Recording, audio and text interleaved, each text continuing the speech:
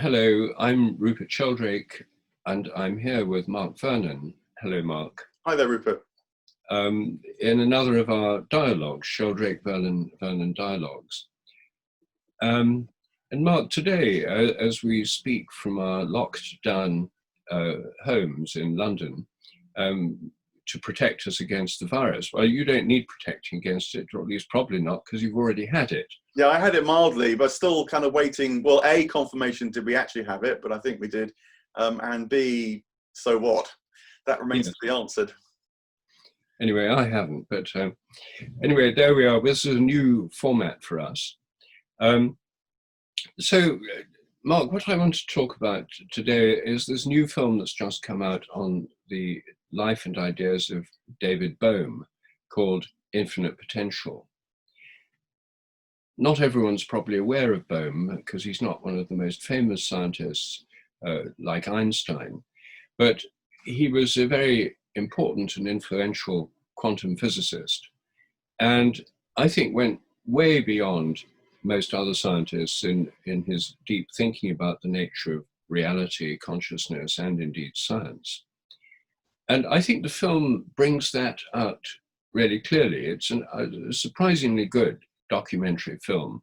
I'd expected it to be just talking heads, and of course there are some talking heads, but it's very well made. And I think that it also brings out the historical context where Bohm comes up with an interpretation of quantum theory as a young man. He was a brilliant mathematician at Princeton, the protege of Einstein, his spiritual successor in many people's view.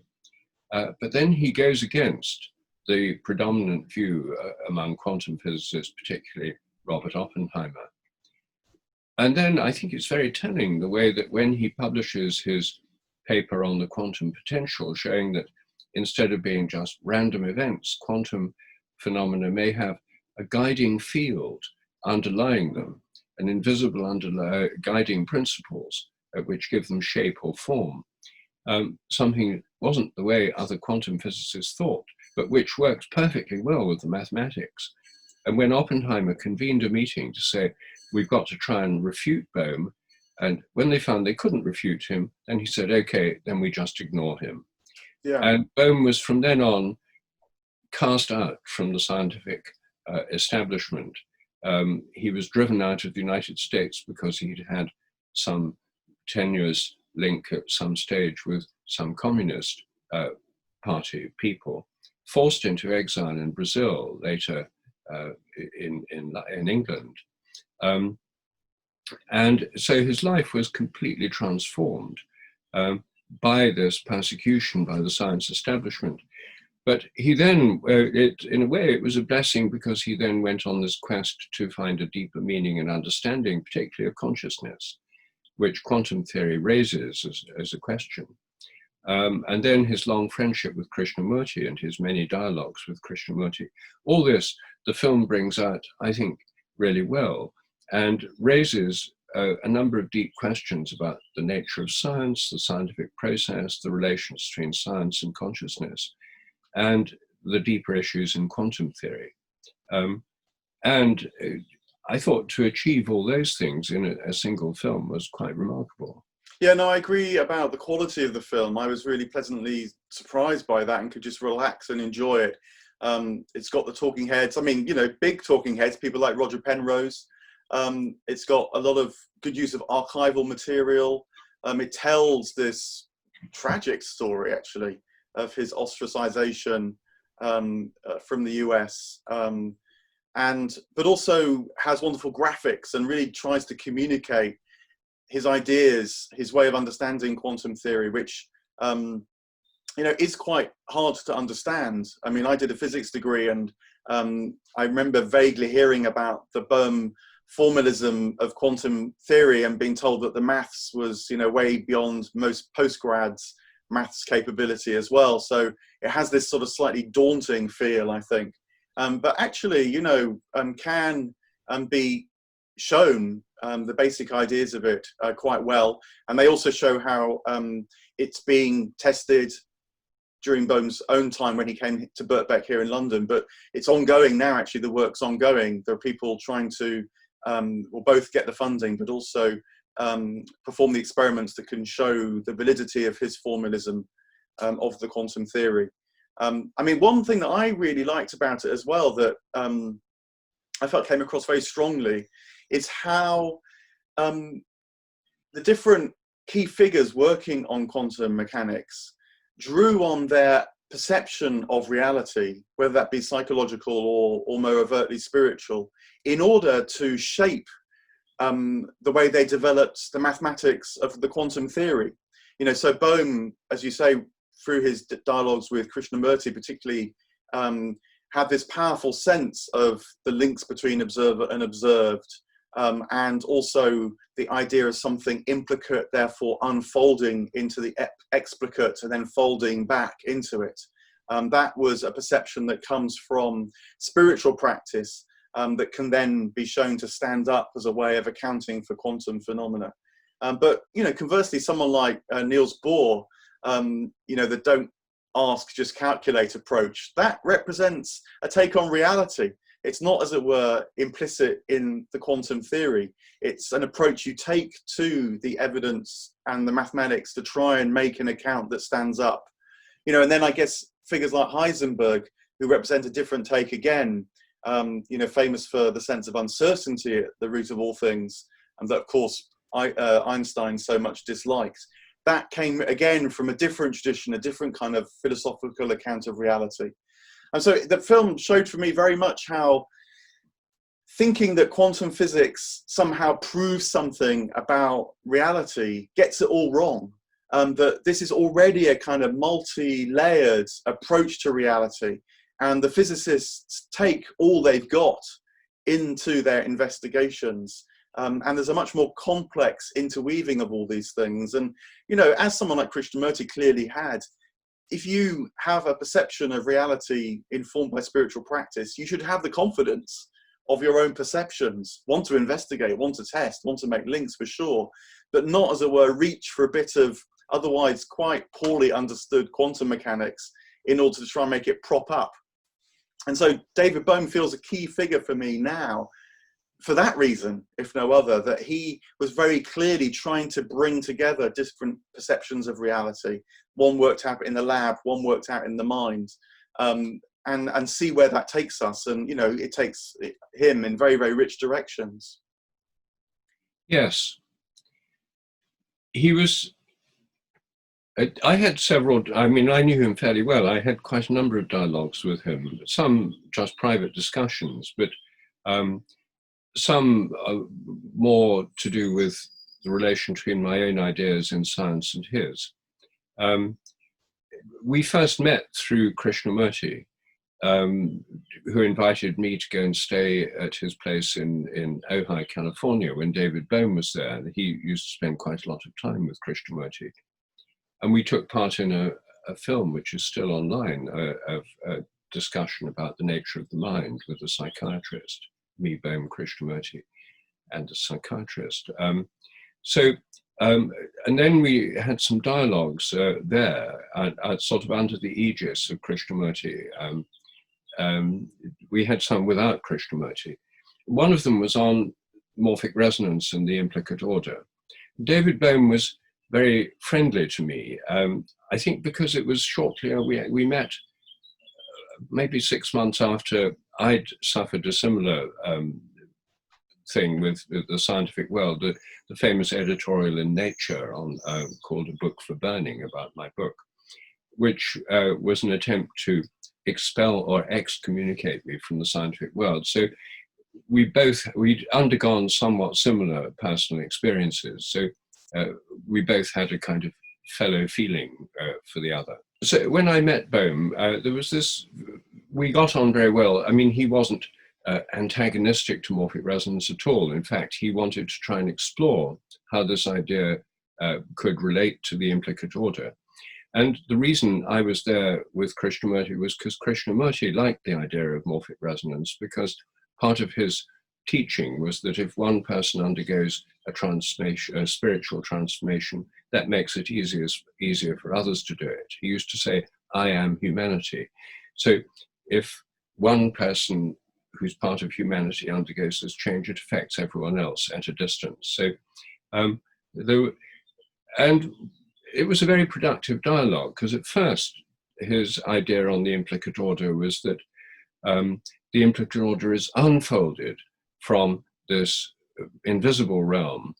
And my critique of that to him was that this looked like another form of Neoplatonism. If there's just an unfolding from an invisible realm that's primarily mathematical, then it's just a one-way process. And so I said, well, what about folding back in from the explicate order to the implicate order, and therefore modifying the implicate order, giving it a kind of memory?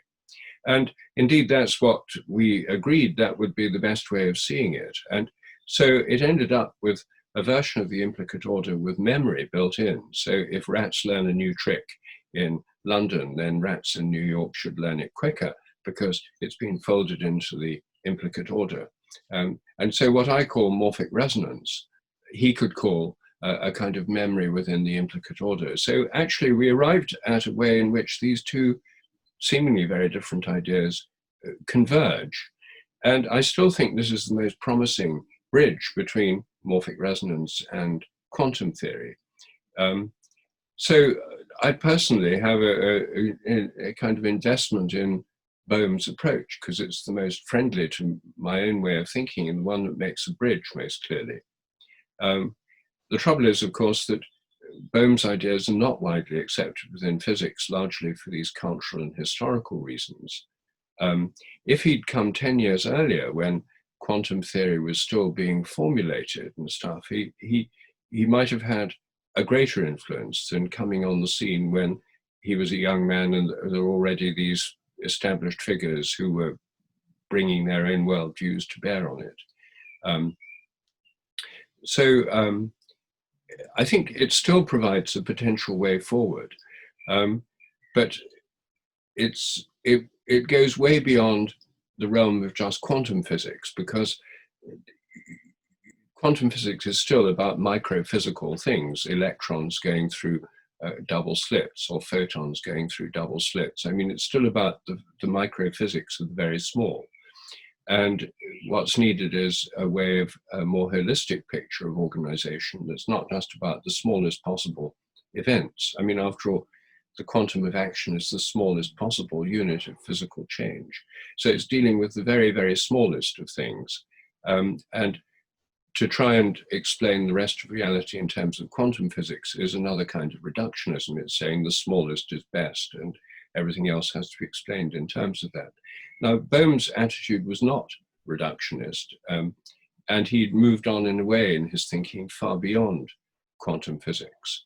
Indeed, he was interested in the dynamics of social groups. He had an idea of structureless conversations. He did experiments on structureless dialogues, not very successful experiments in my experience, because I went to one or two. But he was trying to form a much more holistic view of reality, grounded in his understanding of quantum physics and of consciousness. Yeah, no, my sense is that the culture is moving that way, that you had to have lots of different levels, that you then built up a picture of how they might interact, rather than just dropping straight to the smallest. I mean, I wanted to mention about his interaction with Owen Barfield, who's such an influential figure on me too, because that maybe illuminates something of what you're saying in another way. But first, just to pick up on something, because, you know, Einstein was a great advocate of Bohm's approach. And as I understand it, part of the reason why Einstein liked Bohm's approach was because it reintroduced an element of determinism into the quantum physics, and that there wasn't particularly the Heisenberg uncertainty, and that God doesn't play dice in Einstein's famous remark. And I just wondered how that relates to what you were describing there about the outfolding, but then the infolding as well, and memory. Because, yeah, and, you know, because I think that strictly speaking, and this is, they show this in the film, that you can show how the particle, say, moving through the double slits is actually following a quantum potential that guides its way. So it's determinist in that way. It's not just, as it were, leaping somehow randomly between quantum states. But how does that relate to the folding back in, which feels like it's not deterministic, because it's bringing in, you might say, new information from higher dimensions of experience? Well, you see, I think the quantum potential is somewhat ambiguous, because at first, in his first formulation of it, which is what got him into trouble with Oppenheimer and people, it's a kind of deterministic hidden variable. And quantum physics said they thought that you couldn't have hidden variables. He has this hidden potential field that guides these quantum processes, the movement of a photon or an electron. Well, personally, I think that morphic fields, as I understand them, I think they're hidden variables at all levels of organization, not just the level of the quantum potential of a single electron. I think there's a sort of field of hidden variables that guides quantum processes in molecules, in cells, in tissues, in organs, in brains. All these processes in nature are indeterminate. And the menu that we've got in modern science says, either it's determinate, or if it's indeterminate, it's basically random. I mean, it's probabilistic. There's a probability distribution. But what Bohm was pointing to is the fact that in what seems to be random, there could be an underlying order that shapes the pattern of the randomness. In this case, the double slit experiment giving wave patterns that you can record on a film. That there might be hidden, the quantum potential field, maybe like the morphic field, at all levels of organization. There may be fields that shape what would otherwise be random or probabilistic processes, pushing them in one direction rather than another. It's still within the realm of what's possible from the point of view of the openness of probability distributions. The probability distribution doesn't cause what happens exactly in any given event. For example, it would be flipping a coin. There's a 50-50 chance every time you flip the coin. But to say you were doing something that really mattered and you were flipping a coin to save your life, or flipping a coin to make millions of pounds, you could be lucky and get a run of coin flips that suit your purposes. It's still within the probability distribution. It may be unlikely, but it's still possible. So it's possible to bias probabilities, perhaps not in the long run over long periods, but I think that how morphic fields work is through biasing probabilities, through having a kind of underlying field that shapes them. And that's very like, Bohm's quantum potential field is the closest thing in physics to that view. Yeah, so to use another word which you use, would the quantum potential field be almost like the kind of habits of the quantum world? Well, I think so, yeah. I mean, that's how I'd see it, you see. But when Bohm did his first calculations, this, when he was still at Princeton, it was a rather abstract, deterministic type of structure that came out of pure mathematics. It didn't have any feedback in it. The idea of a feedback from the explicate order, the implicate and explicate order idea came later, much later than his early quantum potential work. Yeah.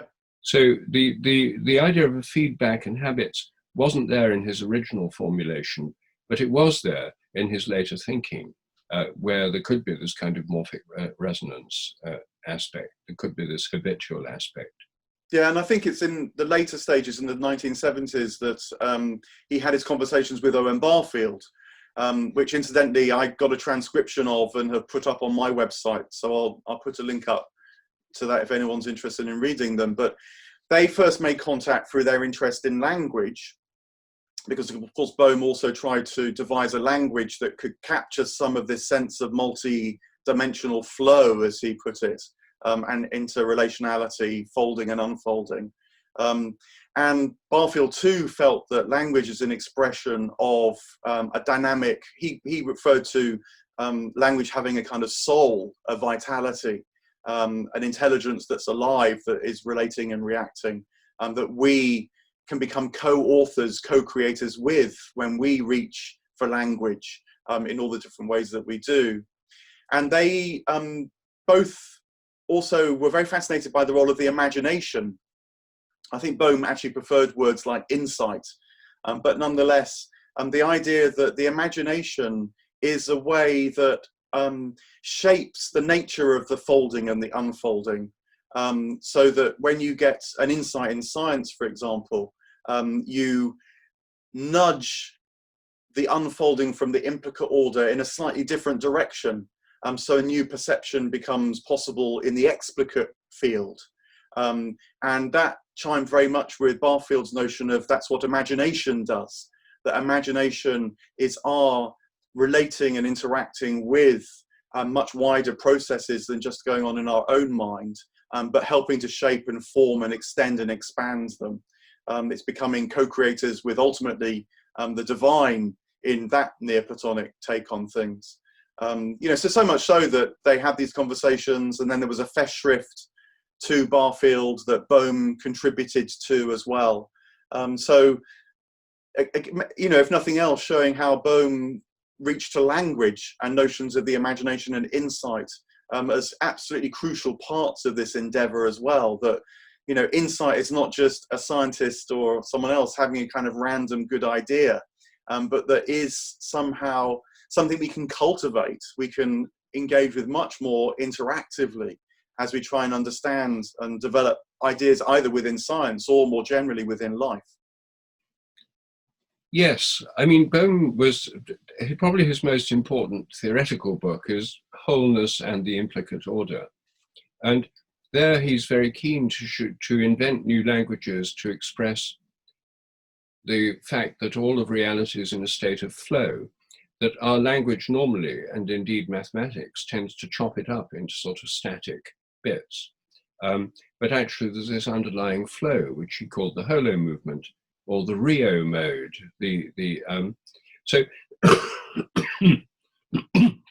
Excuse me. He had this sense of flow, and tried to make these new words for it.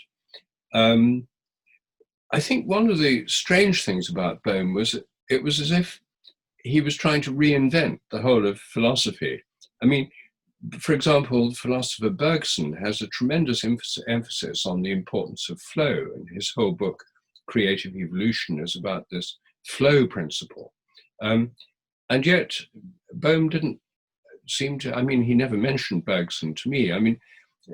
When I talked to him about Plotinus and, Neoplatonism, this idea of an ultimate invisible realm from which things are unfolded, again, it didn't seem to register. Curiously, he didn't seem to know, although he thought deeply, he didn't seem to have read much philosophy or know much about Western or Eastern philosophy, except through his conversations with Krishnamurti. And Krishnamurti didn't really refer to philosophers. His approach was sort of discover it for yourself.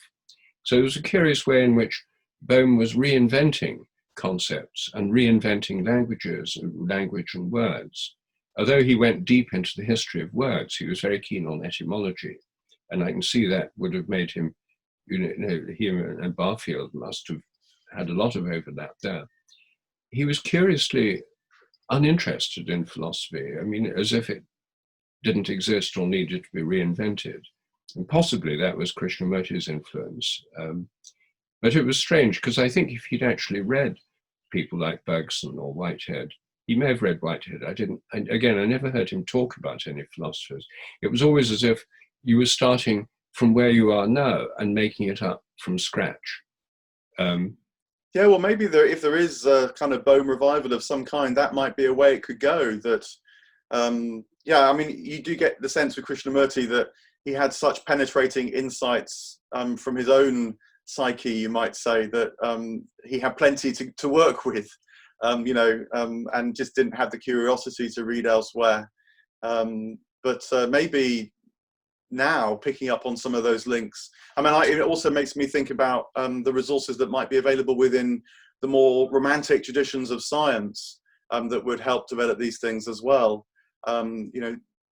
Much more spontaneously thinking about a whole ecology, for example, of reality, rather than this overly reductive tendency, as well as bringing in the imagination as a much more active part of the investigative process, because, you know, the subjective, the experiential, the imaginative is as much part of the cosmos as the seemingly objective, reductive, material element as well. Perhaps that's something that people might pick up on. Yes, well, that ties in with our conversation about Jeffrey Kripal too, because he's one reason he wants to bring the humanities, the arts, into the discussion about the nature of consciousness is precisely because these are realms in which consciousness is explored. That's what's going on. Yeah, I mean, it feels to me like, well, it's very interesting you should mention the word Ruhr mode, because that comes from the Greek root ruo, which means to flow. But it's very interesting that it's actually the same root that we now have our word ruin. And it feels to me like the word is almost telling us something, that what was perceived as a flow in the ancient world has become to perceive something that's rather static and even in ruins, you know, in terms of reality and life, this reductive, sort of fragmented, as you say, sort of alienated experience of life. And so perhaps recovering the old flow is even in the words that, well, certainly Barfield and Bohm latched upon, as if, you know, something is trying to make its presence felt in the discussions, you know, that are ongoing. And I hope the film very much encourages people to think about that, because it's both weighty but inaccessible. And I thought that was a very good thing to pull off, actually. Yes, and covers so many different dimensions: the personal story, the reactions of the academic and social and scientific world, the curious relationship he had with Krishnamurti.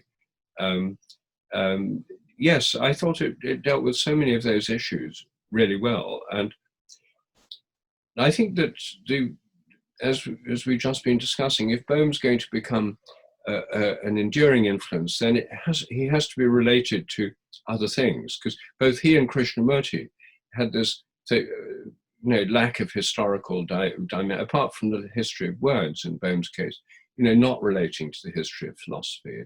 Krishnamurti rejected all religious frameworks, so he didn't really relate what he was saying to the Upanishads or to the Buddha's teachings and so on. So it was like contextless. And I think that Bohm, when put into context, actually would become more helpful and more part of an ongoing process of discovery. And I think this film, by bringing his story, many aspects of which, I mean, although I knew him personally and read his books, there's a lot of that I didn't know. And I think it brings together things in a really illuminating way. And for people who don't know about Bohm, it's a fantastic introduction. And for people who do know about him, it gives a much greater appreciation of what he was doing. Yeah, well, I completely agree. And, maybe it's something that the Western approach, which is much more interested in making links, drawing on traditions and ideas, rather than the kind of direct sort of avatar experience that someone like Krishnamurti, I guess, represented. That's something which, the approaches, the Western approaches can bring to the Eastern insights in a fruitful dialogue as well. Mm. Good. Well, thank you, Mark. Thank you.